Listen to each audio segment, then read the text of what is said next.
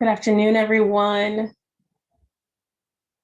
Welcome to the opening of what is commonly known as Black History Month, but we are here to celebrate, uplift, and affirm the collective African diaspora, not just this month, but all through the month. My name is Lamisha.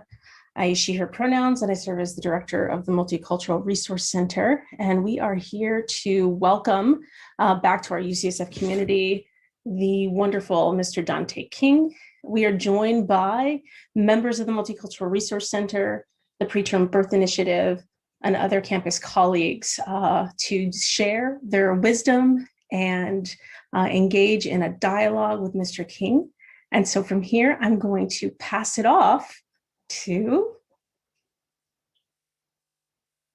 Alexis Cobbins. Alexis. There you are. Alexis, please introduce yourself to the group, and thank you for the handoff and thank you for being here.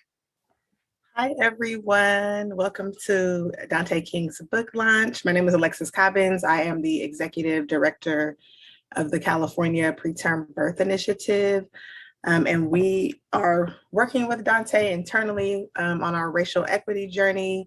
And I just want to say that his work has been so monumental to us, so inspirational, so effective in helping us fine-tune our programming in a way that is culturally respectful, relevant, and responsive to the needs of the Black community. And Dante is truly a humanitarian. He has impacted the lives of so many of us. I get feedback from people all across UCSF that have attended his events or read his work. And he is helping to validate the ways in which we have all as Black people felt in this country. And his work is so important. And I know that he is, not only is he working with us here at UCSF, he's been doing work with Johns Hopkins and with the Mayo Clinic. And so I'm just really inspired by Dante and proud of Dante. And we'll pass it off to Dante to get us started. Wow, thank you, Alexis, for that intro. I want to say thank you to Dr. Hill and to Melissa Bautista here at the UCSF Multicultural Center Office of Diversity and Outreach, as well as Benjamin Wallen, who's taking care of the sound today. I also want to start this off by saying that by dedicating this program and my work to my mom, who is Deborah King Cooper, who's on here watching, I believe, somewhere today. My dad, Harold James King, my brother, Dewan King. I also want to recognize the presence of my grandparents who are no longer with me and with us, but that I know are here in spirit. And I want to recognize and dedicate this program to my dear sister, Lenitra Williams, who passed away around this time last year. And my friend, Kathy Broussard, who's suffering some loss right now. I also want to give a shout out and really thank the people who are part of my tribe who encourage me and who have been such pillars of strength for me in this work. Many of you, some of you of which who are here today. So we have executive director of the Preterm Birth Initiative, Alexis Cobbins, who just kicked things off. We've also got the deputy director of the California Preterm Birth Initiative, Solaire Spellin. There's Jessica Brown here, Alicia St. Andrews, Chiamaka Ogwegbu, Segiel Johannes, and Jayantra Henderson, who are just very special individuals to me. I thank you for agreeing to take this time today to do this, to kick off this event, which is very special to me.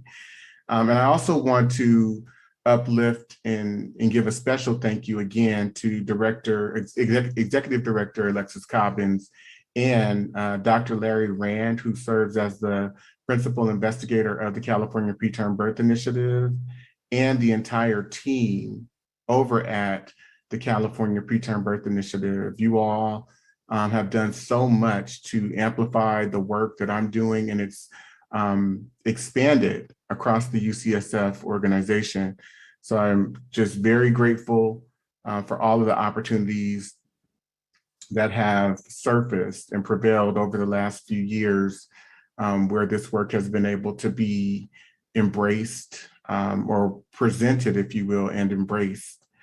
And so this event today was so important because I wanted to have the opportunity to launch the book as widely as possible. And in doing so, have an initial conversation around my reasons for writing it and kind of the origins of that, what went into it.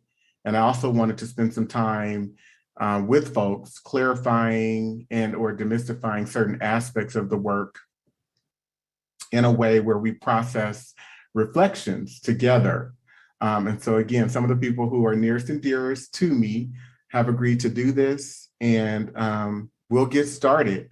So why don't we all come onto the screen and show ourselves, wonderful people. And I'll turn it over to Alexis. You can get us started with just kind of sharing some of your thoughts about the book itself, The 400-Year Holocaust. And again, the whole name is The 400-Year Holocaust, White America's Legal, Psychopathic, and Sociopathic Black Genocide, and the Revolt Against Critical Race Theory. So Alexis. Yes, thank you. I think this is such a critical and important piece of work. It helps us to look at the history of this country with a different lens and a different frame, and a more appropriate frame. And that helps us really understand how deeply rooted in the fabric of this country anti-Blackness is. And it helps us also understand the reason why we see particular disparities in the Black community today. So I have two questions that I want to ask or have you speak to. One, just as I've been telling people about your book and trying to encourage everybody to buy your book, I've gotten some reactions to the title of your book. And so I'm wondering if you would speak to why you chose to name your book The 400-Year Holocaust and what that means. Sure.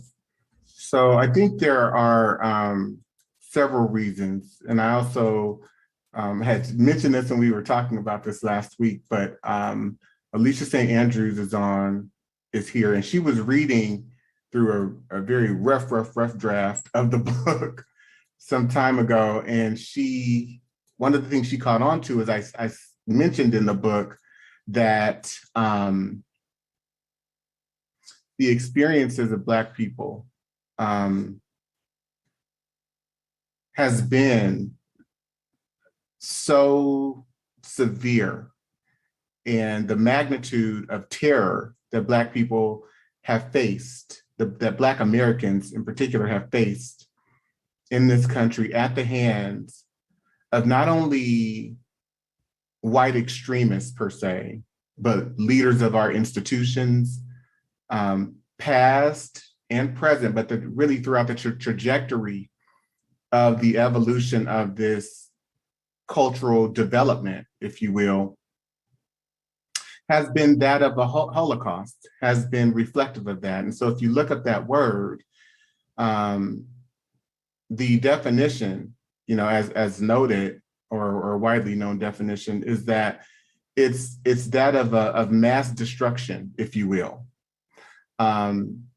One of the other reasons for choosing it is in 1916, there was an American eugenicist by the name of Madison Grant.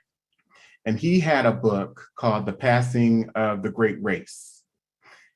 Some of the things that Dr. Grant stated in his book, and I'll just read a few quotes, not to go into too much. But he says that whenever the incentive to imitate the dominant race is removed, the Negro, or for that matter, the Indian, reverts shortly to his ancestral grade of culture. In other words, it is the individual and not the race that is affected by religion, education, and other things. Negroes have demonstrated throughout recorded time that they are a stationary species and that they do not possess the potentiality of progress or initiative from within. Progress from self-impulse must not be confounded with mimicry or with progress imposed from without by social pressure or the slaver's lash. He also said, when the impulse of an inferior race to imitate or mimic the dress, manners, or morals of the dominant race is destroyed by the acquisition of political or social independence, the subservient race tends to revert to its original status, as in Haiti. So he had a lot of derogatory concepts that he espoused about Black people. The entire book was the prioritization of Anglo-Europeans, particularly that of like Western Europe, Northern, as superior, and that Black people were substantially inferior and below not only white people, but those that he classified as non-Negroes, right? So we're at the lowest of the totem pole. You then have the Supreme Court of the United States, who in 1927 upheld a ruling that compulsory sterilization of the unfit was legal. From that legislation, you can follow what some have referred to as an all-out campaign to compulsory target Black women and Black men to some degree, but particularly Black women and young Black girls, if you will. What's interesting about that is I recently was teaching a course through UCSF, and I had this doctor, an older white male doctor, say to me that when he was a resident at Duke University, this was in the early to mid 1970s, that he worked with others to locate 16-year-old Black virgins and gave them hysterectomies, okay? What is very interesting to know, and the correlation that I wanna make or connection, is that Adolf Hitler looked to Madison Grant. He looked to his work. He was a huge fan of his work. And he espoused that book, The Passing of the Great Race, should be held as a Bible, okay? And so in making the connection to the Holocaust, there are many connections to be made. And if you go back to the colonial period, you look at laws such as the law of 1669, a law in 1669 that was titled the Casual Killing Act, which basically said that it conditioned white people to be able to murder Black people and not only not be accountable legally, but to not really have any moral accountability whatsoever. And the law read that these white Anglo-Europeans would be acquitted if within the chastisement of Black people, if the Black person happened to die, they would be free and acquit. You've got subsequent laws. There's one in 1672 that provides the same thing. And it also puts a bounty on both Black people, Negroes, and Indians. And the bounty for murdering an Indian is 3,000 pounds of tobacco in cask, whereas the bounty for murdering a Black person, for murdering a Negro, is 4,500 pounds of tobacco in cask. You've got subsequent laws in 1680 that are permitting the murder and the dehumanization and subjugation of Black people. And it is explicitly building it into the cultural affect of what evolves into white America, a white America value system that is conditioning not only white people, but everyone in our culture, including Black people and those who then integrate into this country later on, to be against Black people and to not have any empathy and or any psychological or moral compass when it comes to dehumanizing Black people. And so if you follow this trajectory all the way through, and I'm talking about not just looking at events, but through a legal lens, of which some I will share today,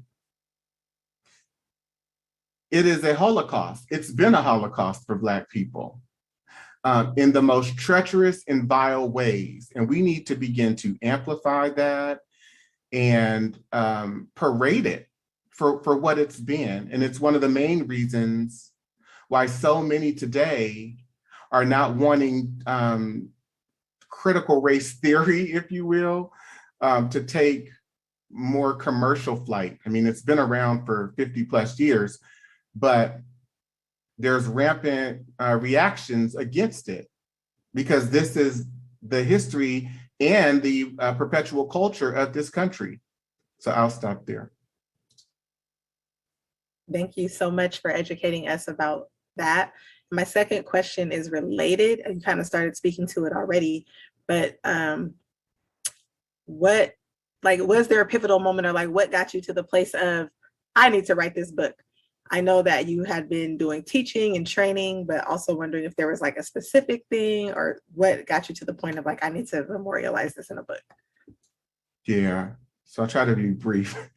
So a few of the reasons I'll point out, I point to many in the book that I try to state up front, but I wanted to uplift and amplify the perspectives and experiences of Black people, both past and present. Many times when we do share what we have to endure day to day, it gets played down or diluted. There isn't much of a cultural capacity or appetite to hear it, to honor it. And with so many different studies, right? There are so many bias studies, unfavorable bias studies that point to the ways in which Black people are seen and or viewed through a tainted psychology that is one that is colored by insufficiency or deficiency, et cetera. I also wanted to reignite the discussion in ways that recognizes and acknowledges, again, just the daily experiences of Black Americans while providing validation and credence to those experiences. I felt it necessary to share the work widely rather than limiting the reach of my work to the courses that I teach, which many of you are familiar with. And I also wanted to be able to convey the pain and the sorrow that I feel, that I carry within me before I die. I started to feel like I was not gonna make it to 50 years old. And understanding what I now understand as this all-out campaign against Black people psychologically, emotionally, culturally, et cetera, due to my own encounters and also that of the studies that I've undertaken, I needed to be able to leave something behind and to contribute to a conversation that so many other Black scholars, literaries, and everyday people have contributed to for centuries, decades and centuries. So those are some of the reasons. And we so appreciate you for bringing this into the scholarship. I don't know if there's a particular order or I can just pass it to someone. I'll pass it to Solaire Spelling. I felt like you were going to pass it to me, Alexis. Thank you. So I have a question for you, Dante. And I'll just start by sharing that when I attended one of your first trainings for me, it was like 4 or 5 years ago, that was the first time that I had ever learned or heard about the psychopathic and sociopathic elements of anti-Black racism. And it's so critical to really understanding how it operates. It's important to understand with that framing. But also, I feel like it is something that's unique and it's often left out or absent from our traditional racial equity trainings that you would get. And so I'm wondering if you could talk about why this is so important. It's so important that it's in the title of your book. So if you could just share a little bit more about that. Yeah, this might be somewhat of a long answer, and I think I'll share some of the slides now. I see you smiling, Chiamaka. I'm going to get you. So I think to Larry's point, and I'm going to pull few of the slides that I share in my deck.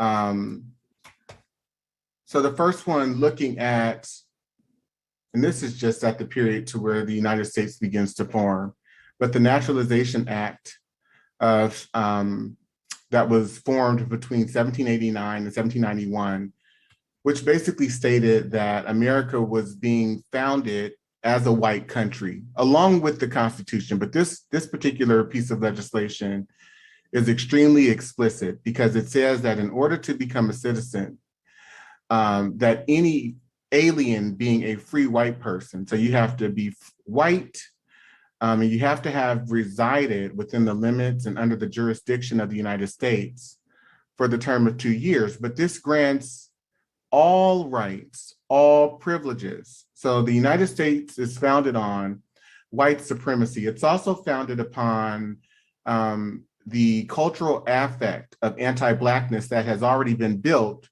through the colonial period. And I spoke of some examples a moment ago. I give a pretty extensive definition in my book around anti-Blackness, but anti-Blackness, in the short version, involves the criminalization, hyper-negativity, hyper-scrutiny, and negative positioning of Blackness through American institutions, right? And so if we look at, for example, the Fugitive Slave Act of 1850, what this law did, one of the things, or a few of the things that this law did, was it required white people to catch any slave or person that was alleged to be a runaway slave. And it did not exempt free Black people at all. So if white people suspected, which is very key, if they suspected that a Black person was a runaway slave, they could remand them and turn them in. And I believe they were paid $1,000 if they did so, right? So you've got the systems of white capitalism and economics working with the government to facilitate all-out terror on Black people. It also amplified and administered in a way, or gave credence to, white suspicion that a white person who is a citizen, any person could suspect that a Black person is a runaway slave or shouldn't be anywhere at any given time. It reinforced rather, not legitimized, because there's white suspicion and white comfort and white perspectives and existence was already legitimized and situated in the cultural context, but it further amplified white suspicion, embedding it into the legal context. I apologize for not giving a trigger warning before showing this. And this is pretty explicit, so I truly apologize if this shocks anyone. But I want to pull from this paper called Rape as a Badge of Slavery. It says, raping a Black woman was not a crime for the majority of this nation's history. First, the rape of a Black woman was simply not criminalized. And even when there was an argument that a statute was race neutral as to victimization, prosecutorial inaction and court holdings made clear the lack of recourse for Black women who were raped. In fact, a white defendant could argue that his indictment ought to be dismissed for failing to state the victim was white. You've got both by statute, and these are examples of statutes from Kentucky, Virginia, Missouri, Alabama, Mississippi, Tennessee, where Black women are exempted from rape law. There's no protection for Black women. And we know both by historical record and by the sheer numbers of the way that things prevailed and the number of mixed children, if you will, mulatto, quadroon, octoroon, as they were noted, the prevalence of those children, of that population occurring throughout the 17th, 18th, and 19th century, and also bolstered or sanctioned by laws like the law of 1662, where they basically passed laws that said that if a white man was caught, or white male or woman was caught having intercourse or having engaged in intercourse with a Black woman or a man, that they would be fined, but there was no protection for actual rape, if you will. So Black women are exempted from all of these statutes. They're exempted. These statutes only apply to the protection of white women. So you've got white femininity that's protected through these laws, and just the existence of white girls and women. White men are exempted from most of these statutes, meaning that there are no laws that criminalize white men for the act of rape. These laws all situate Black men in the Black profile as that of those who are noted as rapists, right? Even through court decisions. This is Missouri 1855. We know, based on the information that is just widely known or available, if you will, that this young girl, Celia, who was being raped by her master at the time, Robert Newsom, of whom she had 2 children by previously and was pregnant with the third one, that he had continued to rape her, and that she had sought out help to try to be protected, to try to get help to stop the abuse. The judge in this case, Judge William A. Hall, stated, he gave instruction to the jury, and he defined the rape as intercourse. He said if Newsom was in the habit of having intercourse with the defendant who was his slave and went to her cabin on the night he was killed to have intercourse with her or for any other purpose, and while he was standing in the floor talking to her, she struck him with a stick, which was a dangerous weapon, and knocked him down, and struck him again after he fell and killed him by either blow. It is murder in the first degree. He criminalized her, he sentenced her to first degree murder, or gave instruction for them to convict her of first degree murder, which was later appealed, but then the higher court upheld it, the Supreme Court. There's no accountability, because you've got the people who are part of the cultural terror enacting laws, either through statute or decisions, that sanction that Black people are not human in every way. And so in this particular example, it's not rape, it's intercourse, right? You've got the Supreme Court in Mississippi that rules in the case of a Black girl who was raped by a Black male slave, that rape was only rape if it was committed upon the person of a white woman. You've got in 1918, this is beyond the period of enslavement, right? The Florida Supreme Court rendering that because Black women, they deem that Black women come from a race of people who are immoral in nature, that Black women can't be raped. What has been said by some of our courts about an unchaste female being a comparatively rare exception is no doubt true, where the population is composed largely of the Caucasian race. But we would blind ourselves to actual conditions if we adopted this rule, where another race is largely immoral. That is largely immoral constitutes an appreciable part of the population. So because Black women are Black and are immoral, they can't be raped, right? We see this again in the case of Recy Taylor, with the lawyer in this case who's representing the defendants who actually raped her. This is in Abbeville, Alabama. He's saying to her husband, it says here in the article, "Nigger, ain't $600 enough for raping your wife?" The governor of this state failed to bring charges against the rapist initially, but then Rosa Parks, who rallied vigorously on behalf of Recy Taylor, she was able to garner enough attention to the case where they convened a grand jury, but they still didn't convict them.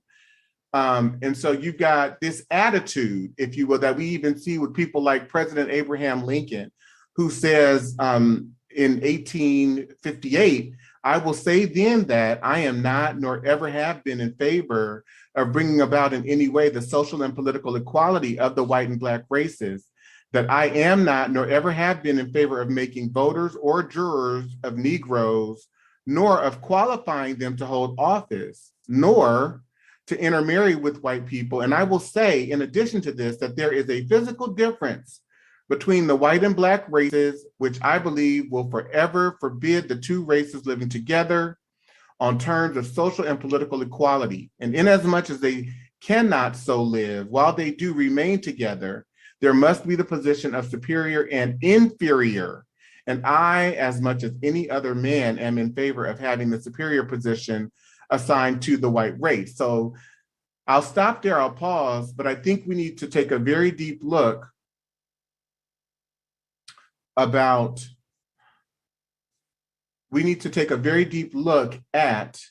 the ways in which this culture and its leaders, through a legal perspective, through a cultural perspective, through a functioning and functional perspective, has been designed to create a psychology that is indeed psychopathic and sociopathic towards Black people.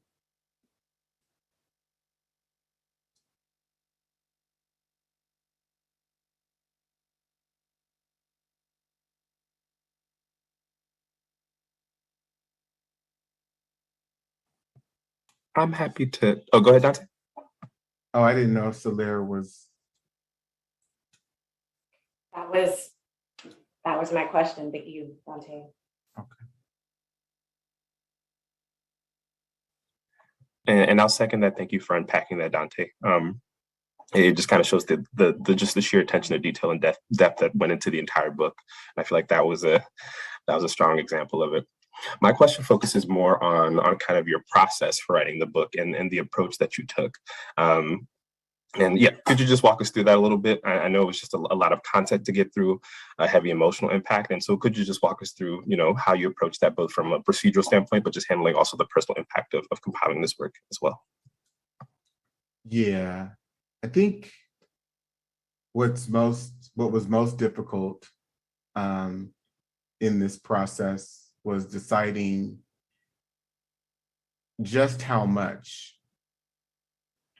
I've got thousands of examples that I could have used or leveraged, and I do go through a pretty substantial number of examples when I teach the course, especially if I'm doing like a 12-week series, or even in kind of the 2-day series, we go through how this psychology and how these attitudes from a regulatory standpoint and all of America's institutions, and from a cultural standpoint, have been infused and were infused and perpetuated and reinforced throughout American institutions, particularly in the medical field. There are so many examples. There's no shortage of examples. And so it was important for me to make the point without overwhelming people too much. But that was also hard because it left me not knowing whether the point would be made adequately, or whether or not there was adequate detail in the book itself, which is why I kind of state over and over again up front and throughout the text, to please engage in other forms, particularly in the courses that I teach, which one is available here through UCSF, offered through their Office of Continuing Medical Education. And then there's another longer series that's available through my website, and or organizations partner with me and bring me in for trainings. People can access the material that way, but I would hope that people did access one of those as additional vehicles, because the purpose of, or the intention of the book was to be used as a prerequisite and or an ancillary tool to accompany the course. But as I get feedback from people like yourselves, I'm understanding more that many of the points that I intended to transmit in the ways in which I intended them to, that they are transmitting in that way. So is that helpful? Or did that answer your question? Okay.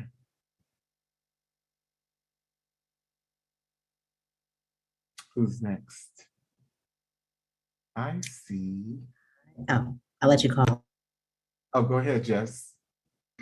Oh, yeah. I'm just taking a moment from all that you broke down, and I appreciate Chiamaka resending us back to like why you wrote this book.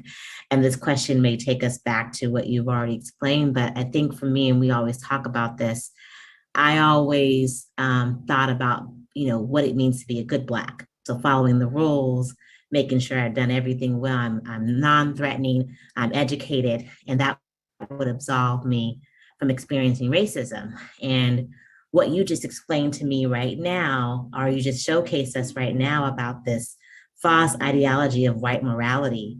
I'm wondering if you could really unpack that a little bit more and how that plays into the psychopathy of anti-Blackness, and how with all these laws that you listed, there's also this moral standing, or this false moral standing by, white supremacy standards on what morality is and what that looks like. And I was wondering if you can unpack that a little bit more with us with everything that you just discussed. I hope that makes sense.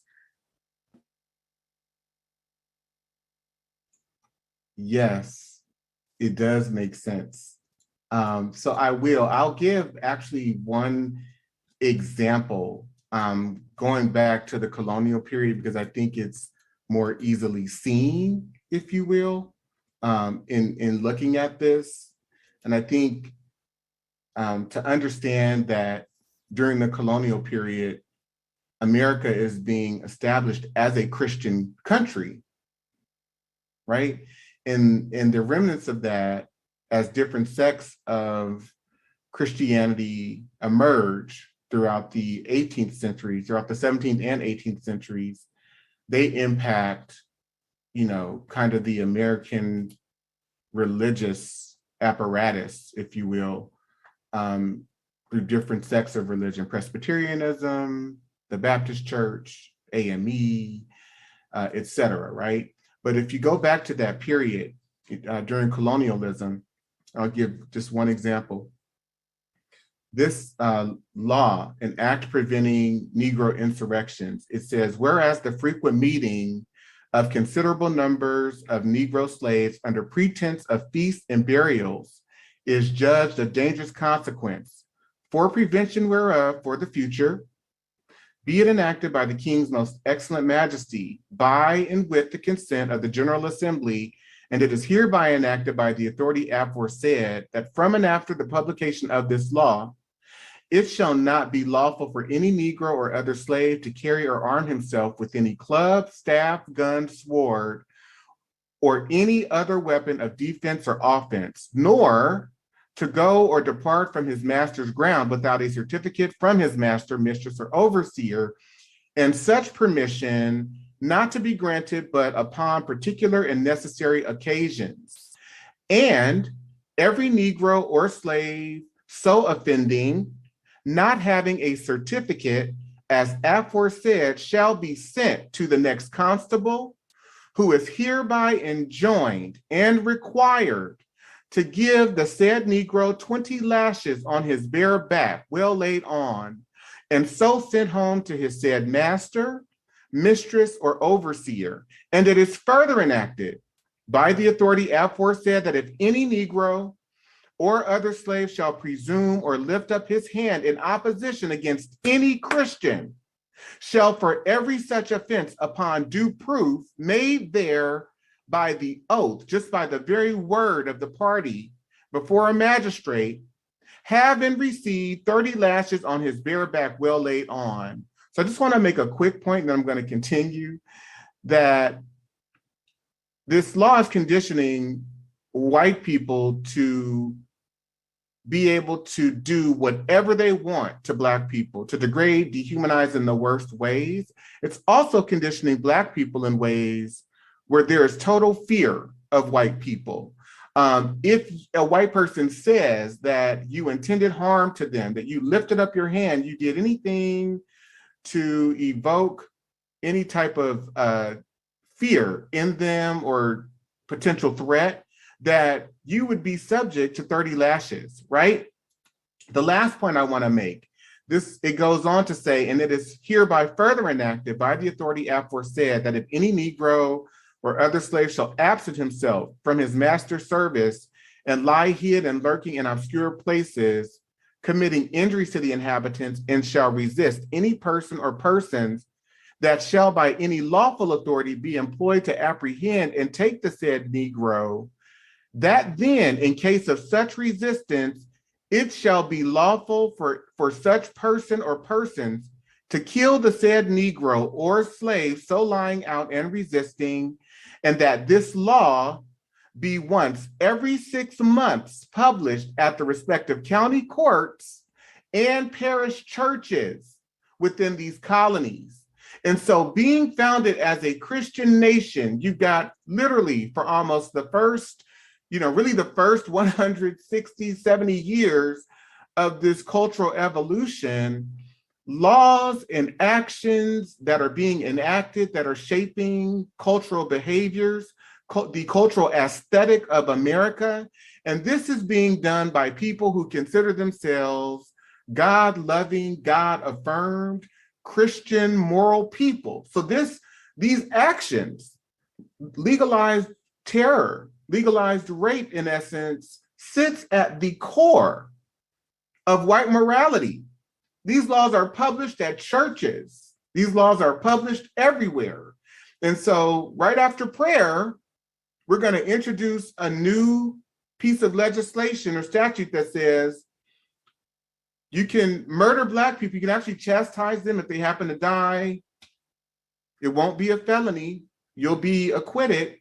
If you happen to kill them or murder them, if they're resisting the rape of one of their family members or any type of, personal rape or dehumanization, if they fight for themselves and you happen to do anything to them that, murders them or hurts them pretty significantly, that there's total absolution for it.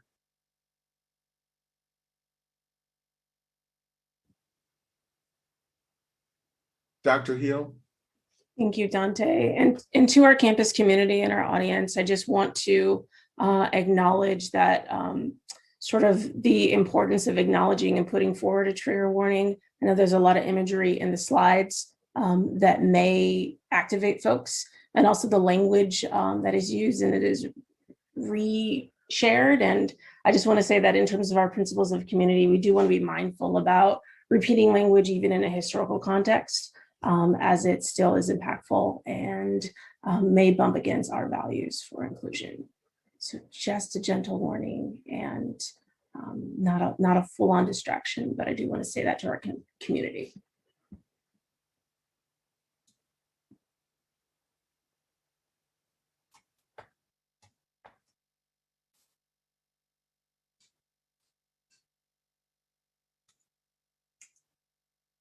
Who's next?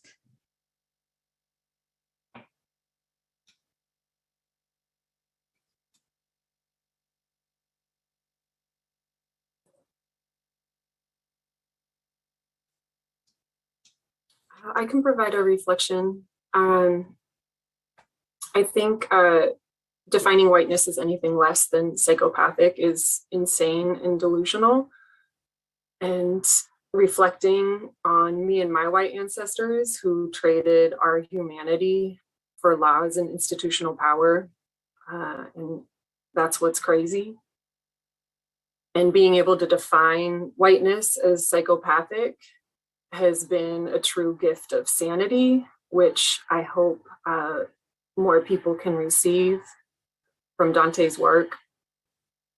And that leads me to my question for you around reading your book, in that many of us gratefully received and experienced your work and the depth of your research around anti-Blackness and white psychopathy through your trainings and through community organizing and policy and advocacy work.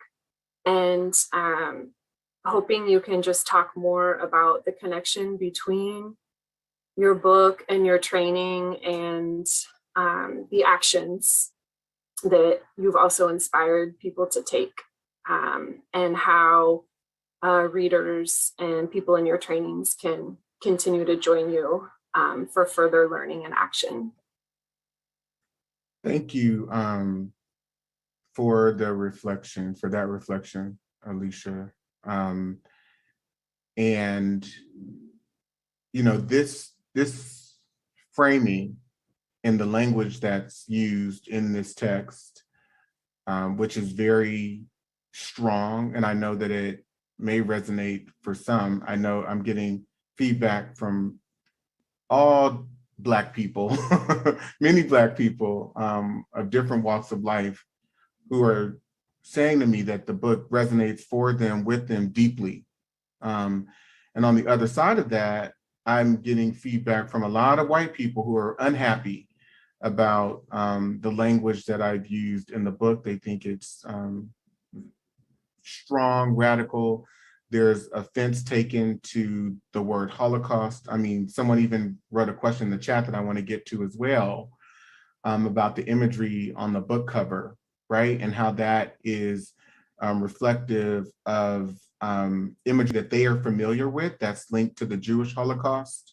And I think that there's room to raise up how these experiences have been very similar in nature, but also how they've been structured and contrived in different ways.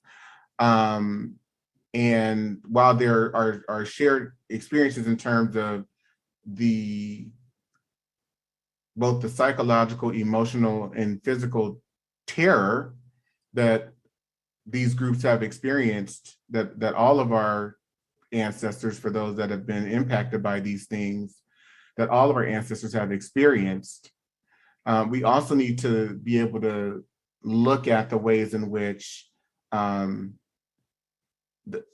a very nuanced fashion, the ways in which these experiences took flight, and they differed as well. And so when I saw the picture, for example, in terms of the imagery that I saw on the cover, I'm going to get back to your question too, Alicia. It was reflective of internment camps that both Black people were subjected to. We don't necessarily call them internment camps per se, we call them plantations, but they were internment camps. We don't call it in criminality or imprisonment, we call it slavery or enslavement, but those were prison camps that Black people were on. And the fact that there can sometimes be a lack of deference to that, or a lack of an ability to hold it or recognize and or see it as such, or even in a similar context, speaks to the way in which anti-Blackness functions, right? That we can't really hold the Black experience. We've got to say, well, this group experienced this, and this group experienced this too, and this group experienced that. And I'm able to hold them all, and I don't feel the need to ever try and hold them together to minimize or delegitimize one experience over the other. I'm able to hold them all. And so I think we need to get to a point where we're able to question what is it that compels us to want to diminish and or minimize the magnitude of anti-Blackness and how it has functioned both past and present? I think the courses that I provide, especially in the longer ones, provide the space to be able to do that. Because I think when you spend many hours with this material, and especially considering it through a legal frame, you can begin to, it becomes clearer. You can, one can begin to analyze it and synthesize it and reframe it in a multitude of ways that just aren't possible if you only read the cover or the excerpt from the book that's posted on Amazon and then you form an opinion about it. One of the things I say up front in the book, in a letter that's pinned to Black people, is that I do believe many Jewish people will be able to relate to this text based on what's stated within it. But again, you won't get that if you don't get the book, if you don't read it. So hopefully that was insightful. Thank you, Alicia. Segiel, and then JJ. Dante, thank you so much. I think that was just such a brilliant segue into the question I have for you, which came about as I was sitting and reading the book and imagining what the experience might be of non-Black people, and particularly white people in reading this book and the reactions they might have, and almost reflexes that are in the hopes of essentially being motivated to read the book in order to alleviate a sense of guilt, engage in performative allyship, and then essentially, after reading the book, be able to engage in an inappropriate self-congratulation after having read your book. So I really wonder, what is your advice about how people should prepare their mindset to be before even picking up the book and also while reading the book? That's a great question. Thank you, Segiel. I think that people have to be in a space of assuming the position of a Black person. Read it from that place of first person. What if this was your experience? For those who are not Black, and it is not your experience, and try to see it as such. Many times I have to do that, especially as an HR professional. Whenever, for example, I remember discussing some years ago a situation that had occurred on the job where this woman had made certain gestures and taken actions toward a male employee. And I was kind of discussing it hypothetically with my mom, and she was like, well, that's not sexual harassment. They might have been playing around. And the woman had actually taken her hands and gone up the man's lap. And I said to my mother, well, what if it was the other way around and he had taken his hands and gone up her legs, into her skirt? And my mom was like, well, that's sexual harassment, right? She could see it that way, and she wasn't necessarily able to see it the other way. And I invite everyone to always do that. When you don't get something, just reframe it in a context that you're more familiar with. And in this case, try to step outside of yourself and think about, how you would feel, what impact what this have on you, and what impact do you think this would have on you if these things had happened to your community, to your group, to your parents, to your grandparents, if they were subject to it. What type of emotional connection would you have to it? And I would also invite you to consider, if that emotional connection is not present, why is that? Where is that empathy deficit? Why is there an empathy deficit? Where does that come from? Why does that exist? And I do believe that and I have a friend who also, well, I won't mention it, but one of the things we talk about is the empathy deficit as it pertains to Black people in this country. And there are so many reasons why, right? We're in a cultural context that is not ours as African people, as people who are predominantly African in our ancestry. We have been made to assimilate and conform to Eurocentricity, Eurocentric standards of education, of communication, of education, of laws and policies that are enacted unfavorably towards us and in favor of white people. And even in our conformity, as we have conformed, we still are not accepted, right? We still are not celebrated and or embraced. And so some of the things that I take to task in my book is the whole notion of equality and equity, that there could ever be that, when that is not the objective of white people in this country. Their objective has been to be superior and to remain superior in everything. And that is the way that the culture has been designed. And it also has been designed in ways that plays tricks on African Americans. And this is true for other groups and races too, but I'm dealing with the way in which, in my observation, in my studies, I have analyzed and or have come to understand how this occurs. But it plays tricks on us so much so that we can be in 2022 and be proud of the first Black this, or the first Black that, or the first Black, when that whole setup or arrangement is a mechanism of oppression. It's a narrative that perpetuates the oppression and keeps the oppression going.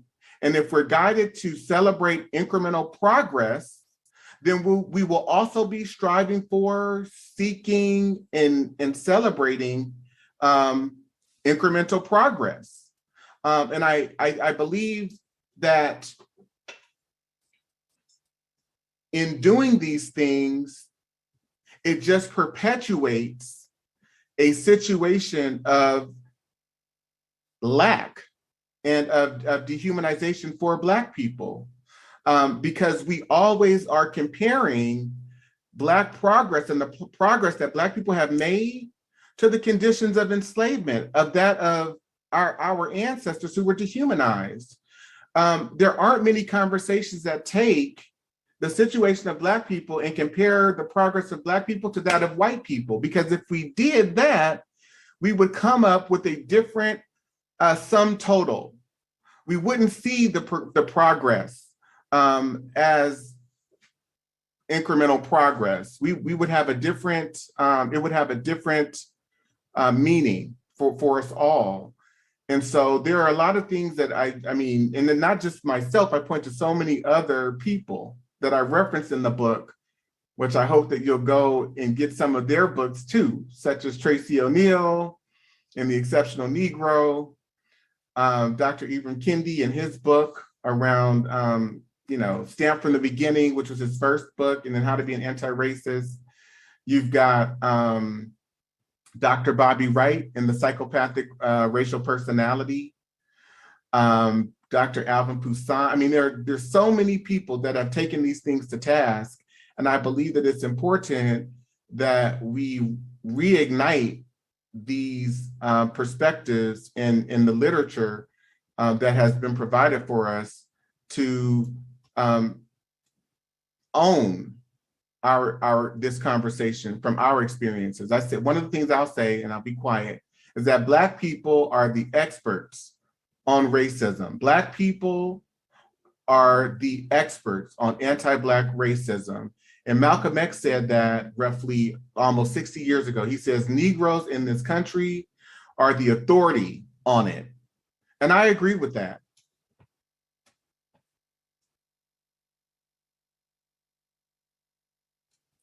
That ties very closely to my reflection just of my work with you over the past couple years, Dante, and reading the book. I think so often when you study like diversity, equity, inclusion, it's it can be taught from a standpoint of like, well, we just ended up here. Like there was enslavement and then these things happened and now we're here. And I would always just remember feeling like, but why though? Like it can't just keep happening if there's all these white people, all these other people of color who like want things to be better for Black people. So like, why aren't they?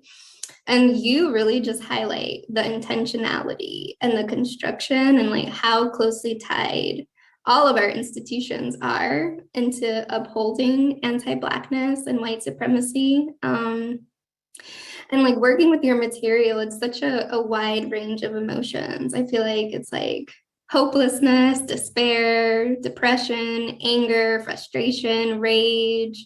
And then at the same time, it's also like, I feel senses of like clarity and understanding and even like healing because I'm like, okay, it's not me.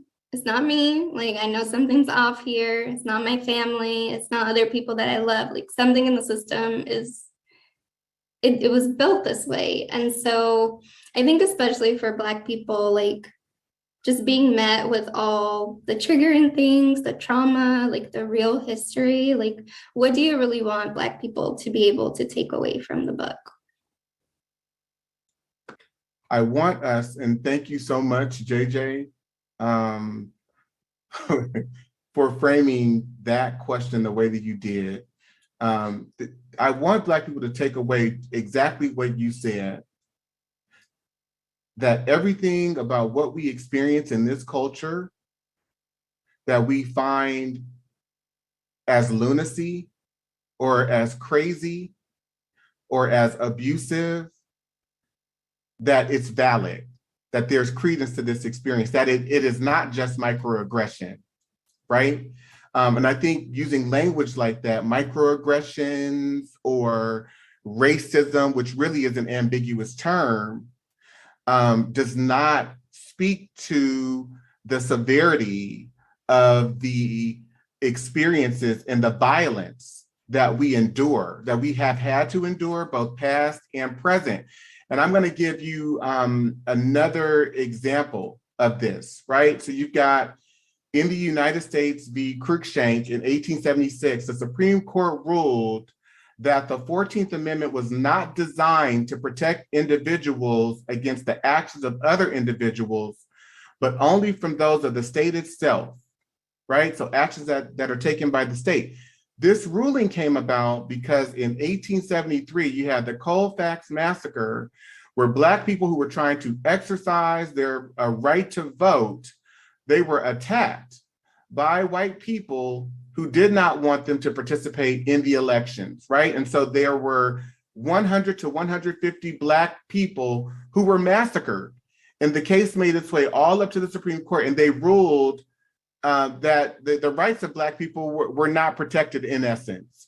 You've also got United States v. Harris in 1883, where the US Supreme Court dismissed indictments against the Tennessee sheriff and accomplices who were accused of attacking 4 Black men and killing 1. The court held that the Force Act, which was an act that Congress enacted in 1871, a federal law passed to protect Black Americans from violent terrorism, was unconstitutional because the 14th Amendment limited Congress to taking remedial steps against state action that violated the 14th Amendment and applied only to acts by states, not to acts of individuals. So it was interpreted in ways that served to enact, to disposition and to displace and to further marginalize Black people. And so from these rulings, you've got lynchings, mass lynchings that occur from this period into the mid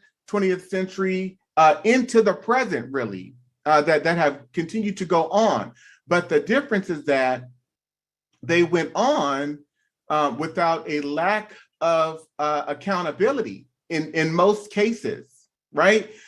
Even to the point where you've got postcards like this. These are postcards, many of them, that begin to be widely distributed, right? And we're not talking about the Casual Killing Act of 1669 or the act preventing Negro insurrections in 1680.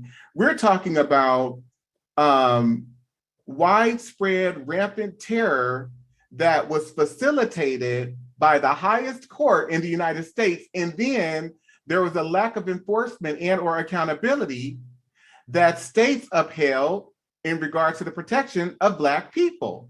And I point to this one particular article here.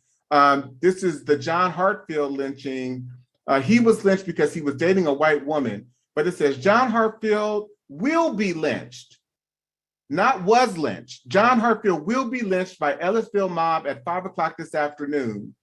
Governor Bilbo says he is powerless to prevent it. Thousands of people are flocking into Ellisville to attend the event. Sheriff and authorities are powerless to prevent it, right?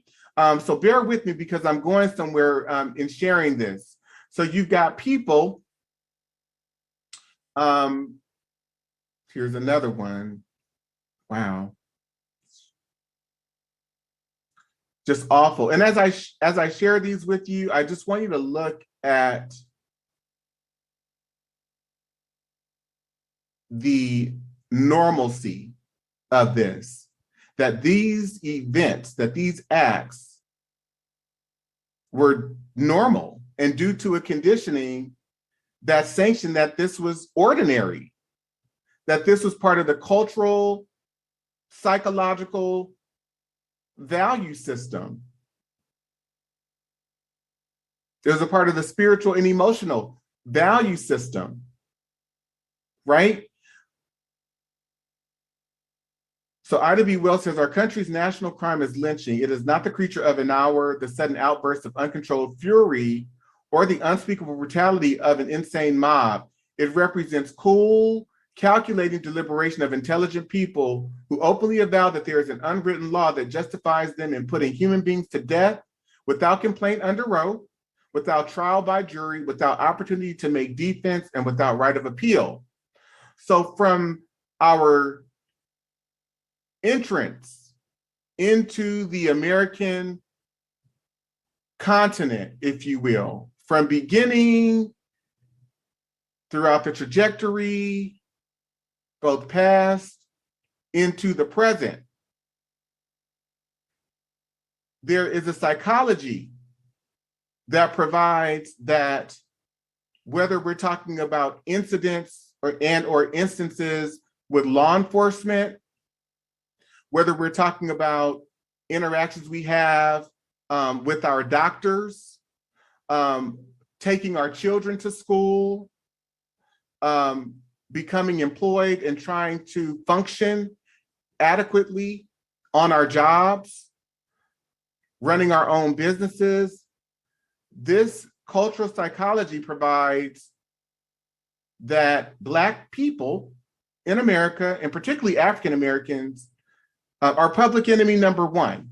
And you see this through housing policy, both past and present. So you've got Euclid v. Ambler, which upheld that racial zoning ordinances could, in effect, be legal in a sense. The Supreme Court ruled that ordinances, in this particular case, was not an unreasonable extension of the village's police power and did not have the character of arbitrary fiat. You've got Corrigan v. Buckley that upholds that racial restrictive covenants are legal. And so there's widespread prioritization of white people when it comes to accessing quality housing. The government within the following decade, provides programs through the Homeowners Loan Corporation and other such entities, the Federal Housing Administration that provides subsidies to families, predominantly and particularly white families. There were programs that or clauses that sanctioned that Black people could not have access to these programs. You've got reports that are written in every city, for every city and locale across this country. This is one from San Francisco. And I'm just giving a few examples. It says many nationalities are represented, but there is no inharmonious racial concentration, right? Wherever Black people are mentioned, the language is different. This is for Fillmore. That one was for Bernal Heights. This is for the Fillmore. It says this area of some 20 blocks occupies a comparatively level section which is inhabited by semi-skilled laborers, low-wage white-collar workers, and service group employees with incomes ranging from $1,000 to $2,000.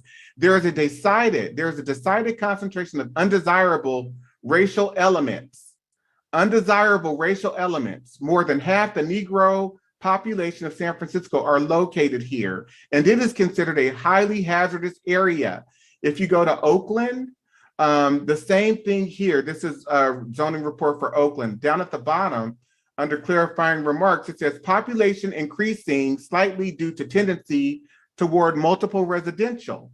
This might be termed a high red area and would have been graded C, except for the presence of Negro residents. And so you can come to 2022, and it says a Black couple erased themselves from their home to see if the appraised value would go up. It did, by nearly $500,000.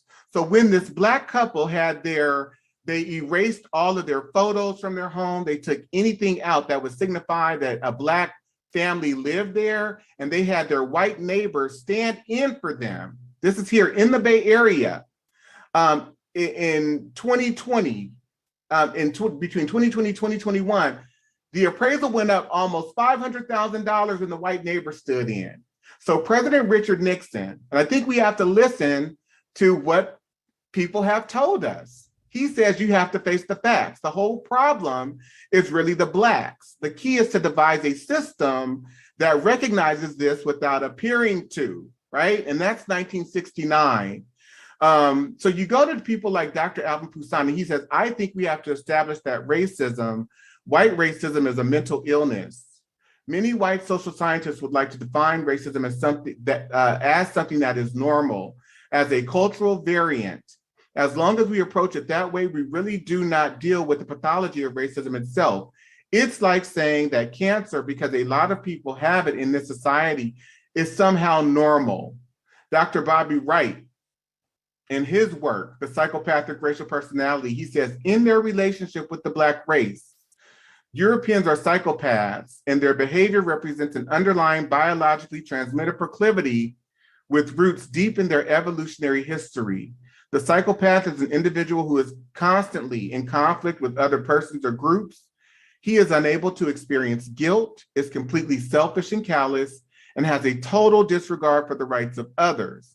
One of the best methods that can be used to measure the psychopathic traits of the white race is observing and analyzing their universal overt behaviors and attitudes toward Blacks. He also says psychopaths simply ignore the concept of right and wrong. By ignoring this trait in the white race, the lack of ethical and moral development, Blacks have made and are still making a tragic mistake in basing the worldwide Black liberation movement on moral suasion. It is pathological for Blacks to keep attempting to use moral suasion on a people who have no morality where race is the variable. And so what I also want to do is expand this, because this is not just about white people but this is more so about a culture that was built by white people, that white people have controlled, that white people have facilitated in a psychology that has been widely disseminated and adopted by everyone in American culture, even Black people. It's been adopted by, anti-Blackness has been adopted, and principles of white supremacy have been adopted by the Asian community, by the Latinx community, definitely by the Black community, by us all. And so there are ways in which we deal with Black people in this culture that, as a default, come from a negative place, and that we need to understand that these things have been built into the culture over time. So you go to Dr. Randy Borum, and I also quote from his work as well. He says the transition into becoming a terrorist is rarely sudden and abrupt. What we know of actual terrorists suggests that there is rarely a conscious decision made to become a terrorist. Most involvement in terrorism results from gradual exposure and socialization towards extreme behavior. And that's what all of these laws have done in terms of facilitating and enacting a culture that is hostile to Black people. Even so, that we could have this Black fifth grader, this Black male who went into a Safeway last year to buy his lunch once San Francisco returned our children back to school in person. He went in, his mom was out in the parking lot. She gave him money to go in. And the store security, employees of the store accused him of stealing. They stopped him in the store, would not let him go. You've got 4 12-year-old girls who, at the beginning of 2019, were strip searched because the school suspected that they were high because they were laughing and being giddy. And so they strip searched these 4 12-year-old girls. You've got Dr. Susan Moore, who was being treated for COVID-19 in the hospital. She was trying to let the physician know what she needed in terms of care because she was his colleague, and he accused her of being a drug addict.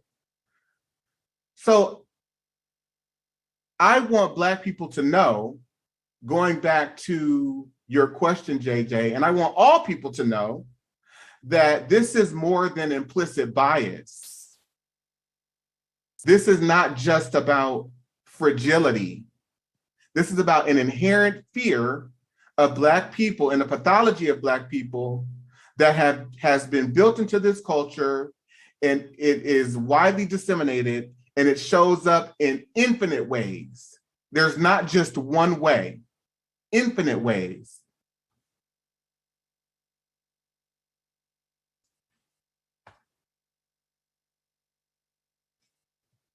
Well, I think there are a couple of questions in the chat. Kiana Benson asked, what is your take on why anti-Blackness should be centered within the context of multiple anti-oppression movements? And she also added, I asked this because I struggle to explain it to others. Well, I think we have to start from the baseline that we are all socialized through Eurocentricity. And in being socialized through Eurocentricity, we have all adopted a white, Anglo-European, Eurocentric, psychological, and institutional, cultural value system and structure within ourselves that provides that anti-Blackness, which is central to the American identity, that provides that we all have subscribed to that innately. We don't have to admit it, but it shows up in our internal reactions, in terms of what we think of Black people at any given point, who we're willing to give more or most of the benefit of the doubt to. There are reactions to it. I'll point to even these examples, right, that I have listed here, where you have Marion Scott, these young girls, Black girls, who are just trying to be themselves.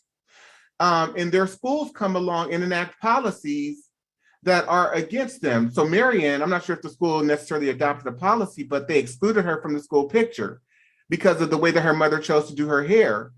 Faith Finity, 11 years old at the time, she gets suspended because of her hairstyle, because the school enacts a policy that says that that hairstyle isn't permissible, that people have to wear their natural hair, right? So whether it's the way policies are being designed and enforced, or enforced, the people who find themselves on the bottom level, if you will, or disenfranchised, or on the side of an inequitable outcome or disparate treatment, are Black people, almost always, exclusively. And or if there is a hierarchy racially, we are typically at the bottom. And that can be observed and seen in the showcase of institutional outcomes that we see, as well as empirical evidence that is presented to us through media every day. And all you have to do is pay attention and subscribe to mainstream news, or look at Black news outlets such as the Black News Channel or Roland Martin Unfiltered on the Black Star Network, and you will begin to understand the types of experiences that Black people are having in America. And it's a totally different experience than most other racial groups within this country. And again, facilitated and enacted through American institutions.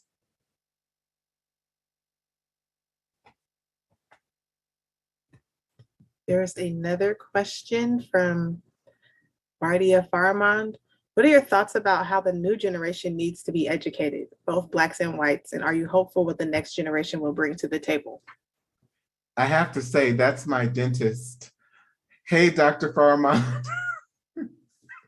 So he takes care of my teeth. I love him and his family. He is one of my good friends.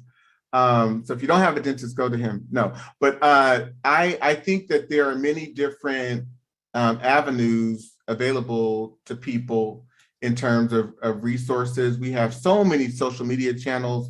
I know I use a different form, a cadre of different forms of media, if you will, that are in my attempts to engage my audiences and the people that I have the opportunity to educate. But there are so many ways for people to self-educate, whether it be through books or through audiobooks or through just logging online and Googling a bunch of information, or if people want to go on YouTube and YouTube, oftentimes there are videos, many documentaries available, and or if people subscribe to podcasts. But I don't think that there's any shortage of information available to us, especially at the rate and pace by which information is now disseminated.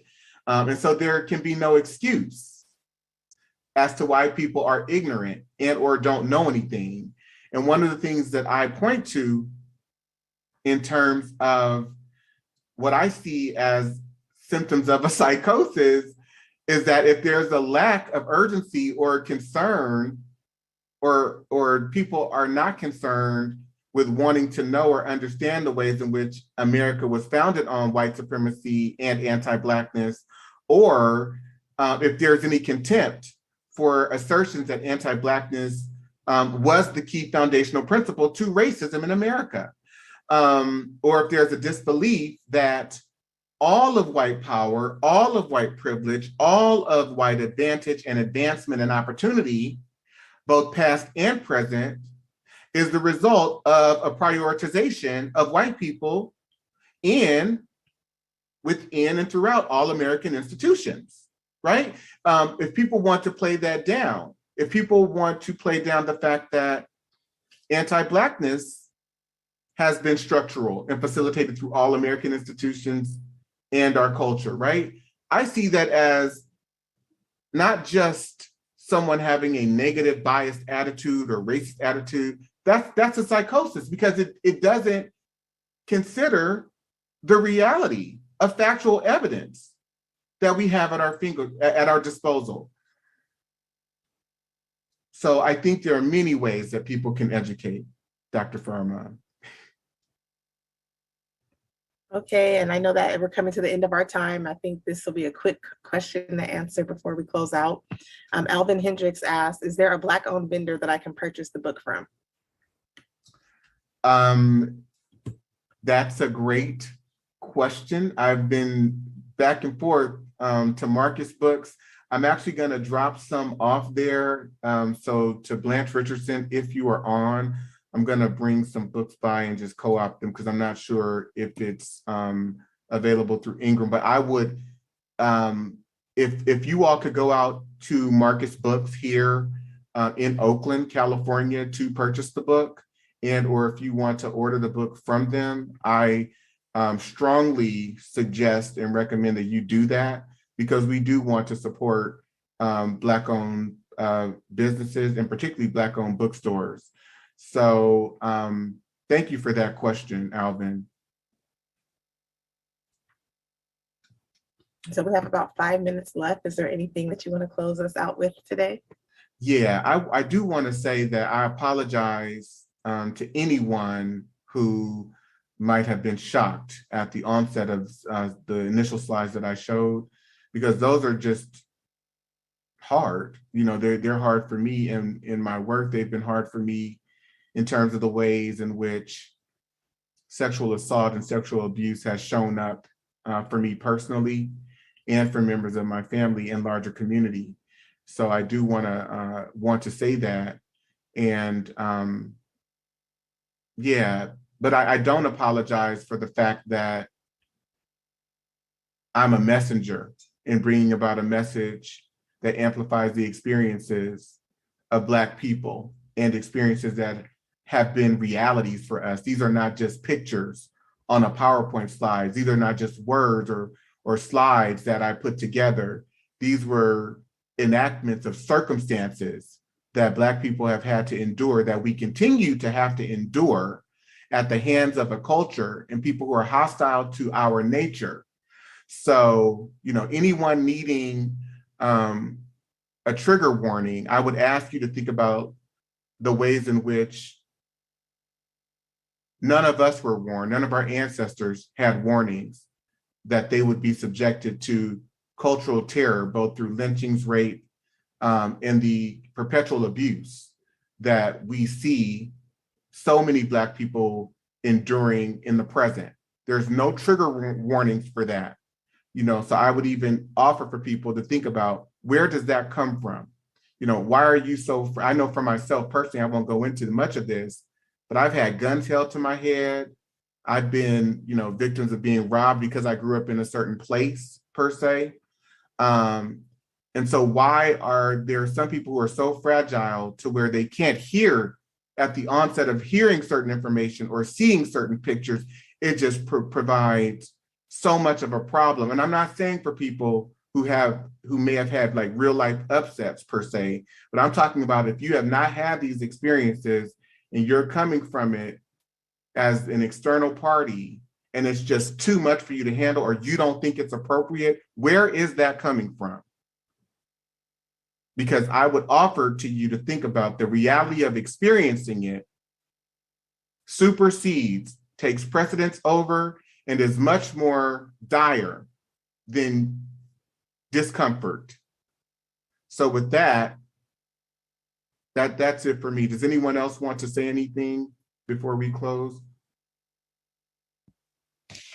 I just want to say really briefly, one, thank you doesn't describe the work and the weight of the work that you carry, Dante. And for you to immerse yourself in something that is not only so very deeply important, but also painful. You know, we will never know what it means to carry and to do the work that you do. And so thank you doesn't say enough for that. And to really acknowledge and to recognize that the lived experience of trauma for many, but exclusively for Black identified folks, historically and present, is very, very real. And even though we can talk about our experiences and find the silver lining and do things that we do in the spirit of resilience, does not mean that it is not done with great sorrow and holds great pain. And so to remember that as people can stand before you and not only tell their own stories, but that of their ancestors in such a way that you can receive it, please receive it with honor and respect. And so we just appreciate you, Dante. Alexis? I just want to acknowledge to everyone that there is some information in the chat. If you have not yet read the book and want to read it, you have time to go out and get the book. And then there will be a Q&A session held with Dante on Tuesday, March 15th from 12 to 1:30. The information for that event is in the chat, so you can come back to that to ask Dante any questions that you may have after reading the book. And we want to thank you all for attending. Thank you so much, everyone, for attending. The link to my website is also in the book as well. So please go subscribe there for updates. You can also get the book from the website as well if you cannot make it out to Marcus Books. And then there are also listings for the courses that are there as well. So if you can sign up for a course, if your job will pay for it, or if your organization wants to, bring me in to do some work, I can do that. But anyway, thank you so much, Dr. Hill. Thank you, Melissa. Thank you to all of you on this panel who agreed to share this moment with me. I love you and I appreciate you.